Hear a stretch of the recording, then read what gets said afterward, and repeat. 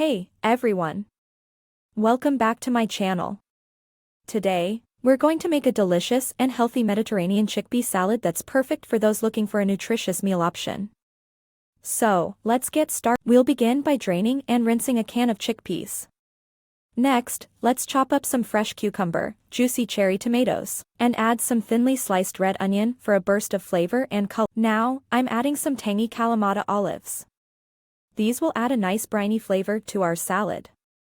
To add some fresh herb goodness, we'll chop up some parsley. For the dressing, we're keeping it simple with a mix of extra virgin olive oil, zesty lemon juice, minced garlic, earthy oregano, and a pinch of salt and pepper. Now, let's pour that delicious dressing over our salad. Give it a gentle toss to make sure all the ingredients are beautifully coated with the dressing. And voila! Our Mediterranean chickpea salad is ready to be served. Thank you for joining. If you liked this Mediterranean chickpea salad recipe, don't forget to like this video and hit that subscribe button for more healthy and easy recipes. Let me know in the comments what other recipes you'd like me to try next.